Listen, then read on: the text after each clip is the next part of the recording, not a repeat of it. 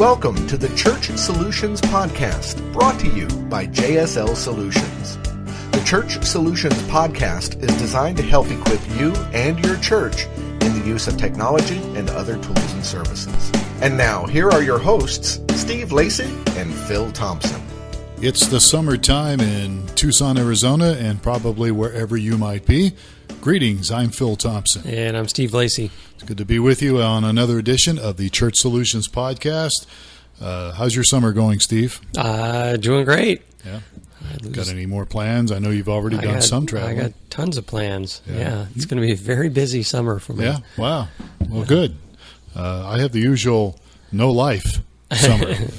I've got high school reunions and visiting family, family vacation, family reunions, and all kinds of things. Wow! So I do have something kind of different. I have my sister is coming out at the end of July. Yes, the sister you never knew I had. That you weren't aware you had. Yes, I have a half sister. I found out about a month ago through ancestry DNA test that I did.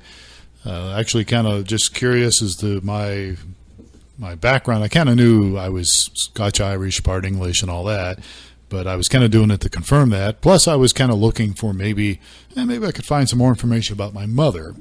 And actually, what happened was I found out more information about my dad's side of the family, as he had a daughter back in the 1930s. Yeah. So, it was amazing. You mentioned, I'm going to go talk with my sister. I'm like, I didn't know you had a sister. Yeah. And you said, neither did I yesterday. Yep. She's my half-sister. She's 81 years old, and she's very healthy. And I've done FaceTimes with her and text. In fact, she texts me quite a bit. And so her and her couple of her daughters are coming out here, I guess, then the end of July. So they can meet my brother and I. And we'll have a little sort of a family reunion, I guess. All right. It was really more touching for her, I think, because she had known that she had a father she never knew about. She had, and I won't get into it because it would take all podcast, but she was wondering if she would ever find any kind of a connection.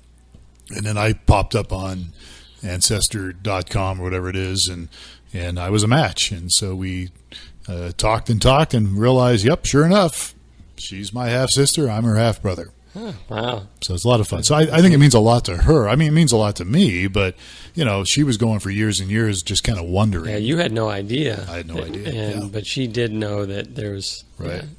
She was hoping. Yeah, cool. All right, so anyhow, let's get to the real reason we're doing this podcast. So we're talking about fun church ideas for the summer. Yeah, we work with churches. That's what we do. We are a tech company that helps churches use technology with streaming, mobile apps, and all that. But we quite often talk about other things that can help your church grow and help your church, become a better church, so to speak. And we're going to talk about fun church ideas for the summer because we are in the summer. Yes. So number one on our list. So number one would be one of your favorites, have a church carnival. Oh, this is my favorite. Actually, we do this at our church. You do it all the time. Yeah, we do it all the time. So we do it primarily as an outreach, and we really promote we call it the big event. Yeah. So it really is just a carnival. It's a carnival where we have come to church and you get a meal. Jumping castles? Yeah, jumping castles, all kinds of cool stuff for the kids. Yeah. And free food for everybody. So it's just a way to reach the community. We promote it really big within the community, and we get a ton of people that come and participate in the big event. Well, and then they'll stick around. Yeah, I mean, percentage of those guys will come back the next week. And it must be working because you keep doing it. I know we did it when I was with your church in the 1990s. We did it a little bit. We didn't really call it the big event, but we did it back in the days of Randy White. Yeah, but this is a little more sophisticated. It may be. Maybe it's matured, a little more organized, better promoted. Yeah. There's a ton of volunteers that participate, right? Because there's, like I said, we're feeding. That's I think one of the kid thing and the jumping castle and all the stuff for the kids.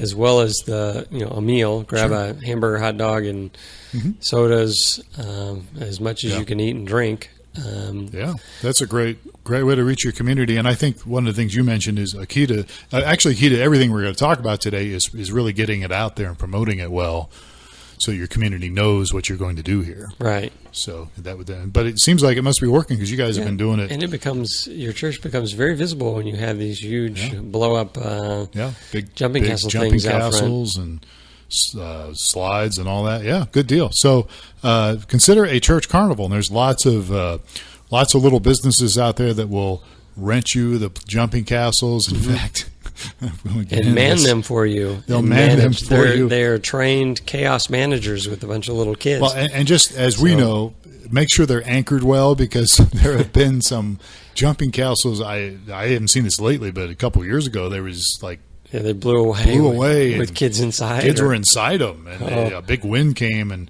I don't know if it was here in Arizona. I guess I don't know. I've heard about this too. So it starts bouncing off of roofs at homes, and I mean we're joking about it, but I think somebody could get seriously hurt. So yeah. But hire the professionals. Yes, leave it to the professional. Yeah, make sure it's well anchored. So have a church carnival. Great option. You can even do a pastor dunk tank. Yeah, we did that at our most recent one, and key volunteer and staff dunk tank as well. So, did Jeff jump in it? Did he do it? I don't know. He's kind of. I think he might have. He's kind of prissy. He may not want to do that. I think he may have. So anyway, that's an idea for the summer, and so number 2 on our list here is sponsor a community yard sale, and we do this. Actually, our youth group does this church-wide. Maybe twice a year. Yeah. They're moving into the flamingo season. Do you remember the flamingos? I do remember that. That was Katie Love's idea. Yeah. Was it? I thought it was. I thought it was a national thing, but maybe it is. Well, it may be national, but she was the one that kind of brought it to a live church where you go, and I was there too. Yeah. So for those that are not aware, what a flamingo, what the youth group does is they will randomly pick a yard and go and stuff 25 flamingos in their yard. Flamingos, right. Those lovely pink fake flamingos. And so what they do is they sell insurance, or you can pay to have somebody else's yard done, or you can pay to have them removed from your yard. Oh. So it's a fundraiser for the youth group. But what's going on right now, what we're talking about number 2 is this yard sale. Right. And our youth group does the same. They approach the whole church to donate items, and they just sponsor a community yard sale. I think these things are good because most churches, if you have some property, you probably have a fairly decent parking lot, and so you can get some exposure, promote it, to your community, and you can certainly raise some money out of this deal, and you could certainly make your church a little more visible. So it's a good way to raise a little bit of money, and also, as we're talking about here, all these things kind of brings people together, right? And they work together as a team, and helps create relationships and build some bonding. So, all right. Yes. And as we go through this list, my church has done several of these. The next one, number 3, is host an arts and crafts fair. Arts and crafts fair. Yeah. Yes. Similar to a yard sale, except instead of selling somebody's junk, you get maybe some more creative type of people who maybe want to show off their artistic abilities and talents. Yeah, I was really surprised to see the number of artists and the quality of art that was coming out of people that come to the church. Huh. And one of the more surprising one was this kind of rough and tumble guy who's I considered more of a mechanic and an outdoorsman, but he was an oil painter, and he did just a great job. I think I might know him. He's been there for a while? Yeah. Okay, what's his name? Jerry.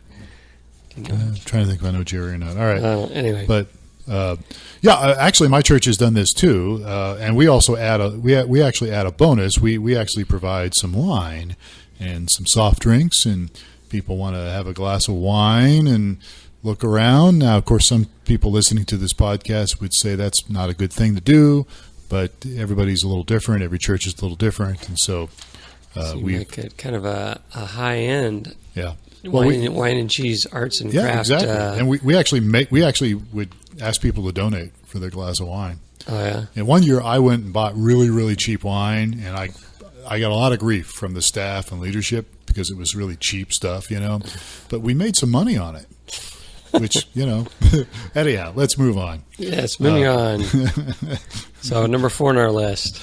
Partner with your local minor league baseball team. Now, as Steve, you pointed out earlier before we did this, we don't have a minor league team in Tucson anymore. Yeah, we did. Which I think is a travesty. Years. I think it's a travesty. I think it's ridiculous we don't have one.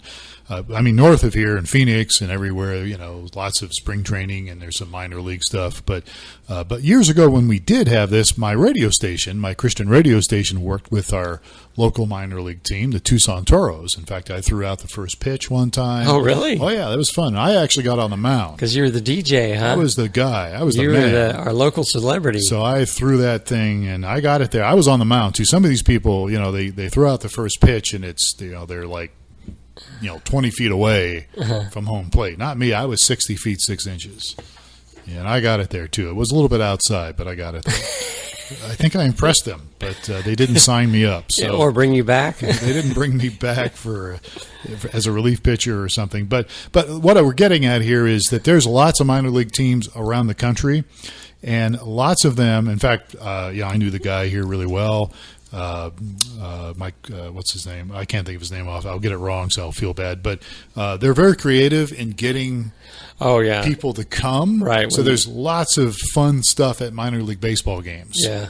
I have, we had bats here at the house, and they had bat night where all the kids would get a baseball bat. Yep. They have wacky promotions, different mascots running around, lots of amusements. And so you can get involved and you have your church get involved, and you can even, in some cases, even raise a little bit of money for your church for maybe a specific thing you're doing for your church, for the youth group or some kind of a missions thing. So there's lots of creativity there. So you might contact, if you're listening to this podcast and you have a minor league baseball team somewhere in your area, might contact them and say, hey, we'd like to get our church group involved. What can you do for us? Yeah, we can participate in concessions or have cheering squads. I know the company I used to work for, I think it was them. They had a booth at the minor league game. Oh yeah, well yours would because you work for a big aerospace company. So but true. I mean, seriously consider that. Partner with your local minor league team. If you can't do it this year, put it on the books for next year. Yeah, or you can reserve the booths too. You could, as a church, go in and that's true. And reserve a booth. Yeah, I mean you can do that. I mean we have the Diamondbacks up in Phoenix, and you can even do things up there. Yeah. But what I'm getting at with the minor league teams is they're usually a lot more flexible, and they're just trying to get people in the door. All right. And so they'll do all sorts of crazy stuff, and it's a lot of fun. It's fun for the whole family. All right.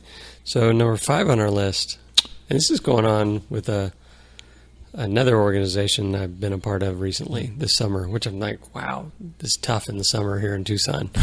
But number 5 is hold a charity golf tournament. Charity golf tournament. So golf obviously can be kind of expensive, but I don't know any hobby that's not expensive.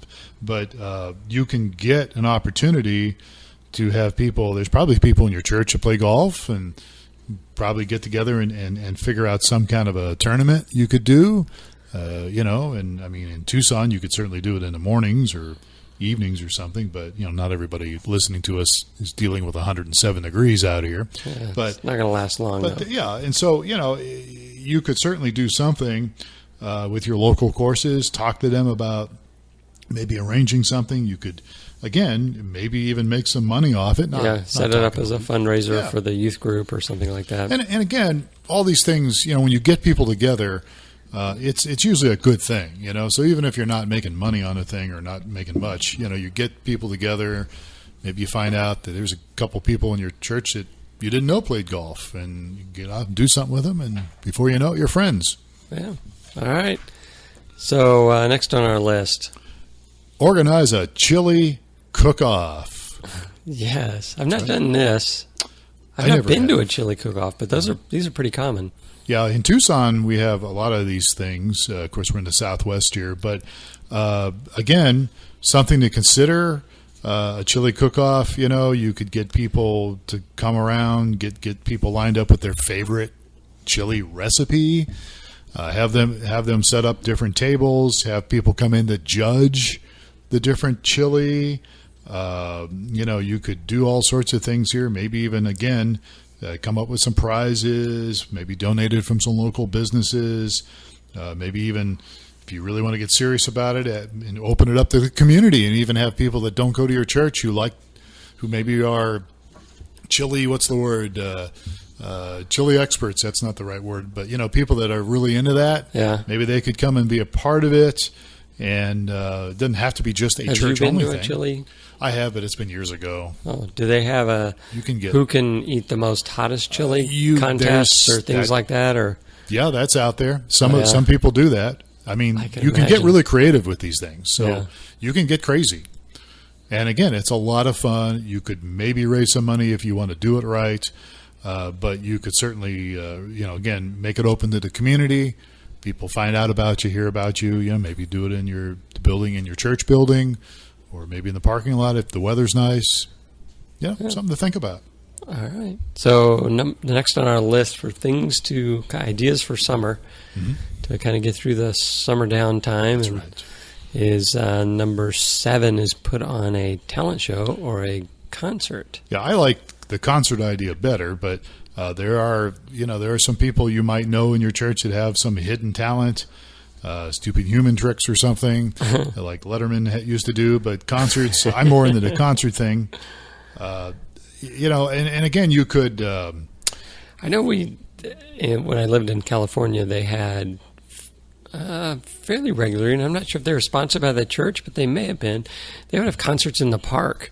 Right. In the evening, you could do and that. They do the concert and do some fireworks, and just everybody would just come to the park and bring a blanket, and it was sit and listen to bands, and right. It was a great way to, and it was just it's drawing in the people that lived right in that neighborhood. Yeah.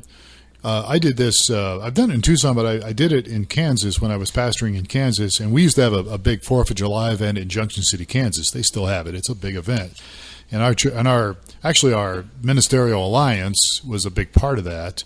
So there's a lot of churches involved, and we brought musicians in. Yeah. I mean, some pretty well-known musicians to do concerts in the evening, and it was great. We brought ELO in one time. Really? And it wasn't the total original members. Not the Electric Light Orchestra, but the it's Electric Light Edgar's loser. No, it was ELO, but it was somebody. I mean, I don't remember who was missing now, but they sounded great. They sounded good. You'd never know it wasn't. Wow. It was most of the original band members. And of course, you and I know this in Tucson. There's a lot of people that come through here that are. Oh yeah. And so it may not be that difficult for you. Number one. If you wanted to get something on a smaller scale, maybe your local talent, or if you could bring somebody in that is, maybe a nationally known name, but was 20 years ago, they still tour. I mean, a lot of these people still tour because they still love music and they still love playing. Yeah. And so you could, you could even work out some kind of a deal where maybe if you've got some really good local talent, you could maybe open up for it or something. I don't know. But again, put your heads together, think a little bit about it, because you could certainly, as you mentioned, do something in a park, do something in a different venue, and, put some banners up or something about your church, invite people to come. It's just a thought. All right. Yeah. All right. So number 8. And here's one that we've done, and I don't know if you guys have done it for a while, but having some kind of an outdoor movie night. Yeah, and this is a real easy one. Yeah, it's very easy to do. It's easy. I mean, I did this back in the 80s. I mean, just put a white sheet up. Back in when you had 1980s, you just put a 16 millimeter film. Yeah, you just throw a projector up there and shoot it, and put it on the back of a bus or something, a school bus, and put a sheet on it or something, and you could do. I mean, we used to do this in Mexico. We would go places and and have, like we'd show the Jesus movie and that kind of thing. But you can do that locally and do different things with it, and of course now with technology the way it is, you can do it outside or inside. Yeah, and you would need to license the movie you're showing, right? So that's a good question. There's ways I haven't done it for a while. I don't know. Yeah, I think I've seen in some of the magazines that I go through, they say you can license this movie for your church. So there's, I think, organizations out there that allow you to. That would make sense. Pay a license different movies. Maybe not the current Star Wars movie or anything like that, but no, but something maybe not too old, or maybe a classic. So yeah, putting on some kind of a movie night again is a great opportunity. And you may not raise a lot of money for it. You may not want to, but you could sell hot dogs and maybe sell pizza, and maybe some snacks and, make it kind of pay for itself. And again, we're bringing people together. That's what we're talking about. And then the last one I have that I thought would be something that we certainly should consider, and that is, do something for your community kind of as a social justice activities. We work with an organization called Habitat for Humanity, and it's a great opportunity. You can just contact, there's Habitat for Humanity almost everywhere now in the United States. At my former workplace as well, they'd organize an event through work where they'd get 25, 50 people come together and, go attack a couple of homes for the day. Yeah, and you can even do something. I mean, we've done it with 10 people where we've gone to help a homeowner, fix their home up. And I think with Habitat for Humanity, it's only exterior, at least what we were doing. So you don't go in their house, but you can paint, fix their gutters. Right. Yeah, this was all roofing and exterior stuff. All exterior stuff. But the reason I like it is, again, it's a great way to serve your community, but it's also a way to bring people together from your church. Yeah, it's a good idea for a life group as well, or maybe a couple of life groups to go together and say, hey, let's go spend an afternoon swinging hammers. Yeah, you can do some things, build some relationship, and help people. And it's not just Habitat for Humanity. There's other things out there. We have one of the attorneys in my church has a deal he works with called Tucson Homeless Connect. And so twice a year, they set up a thing, not at our church, but downtown Tucson at the Presbyterian Church, where it's a big facility. So they have all sorts of people come in to serve the homeless, from getting haircuts to they even set up a temporary court.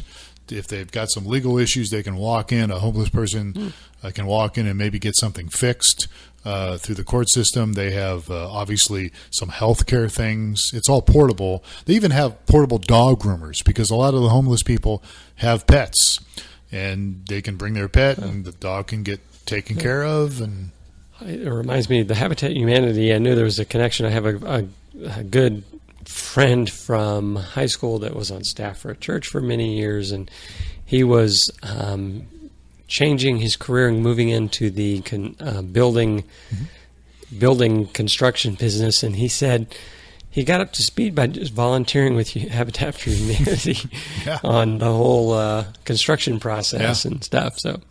Yeah, I mean, you learn something and you help people, and I've enjoyed talking to the homeowners because they're involved. Part of with Habitat for Humanity, the homeowner needs to be involved, so they're out there doing stuff too for their own home, and so you get to know them, you get to talk to them, and you find out, hey, this person's really a sweet person, So anyhow, these are just some activities to consider doing. We call it fun church ideas for the summer. Might be able to raise a little bit of money if you're lucky. Certainly can bring some people together. Certainly can kind of shine the spotlight, so to speak, on your church. Which is a way again to reach people, let people know you're there, be available to people to help them, and something to consider. All right. Sounds good.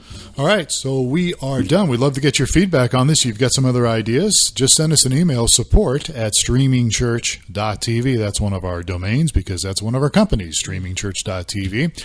We help to bring technology to churches and ministries. That's what we've been doing since 2001. Yes. We're going to do a 20-year anniversary in a couple of years. Oh, wow. Yeah. We should do one in a couple of years. It's coming up pretty soon.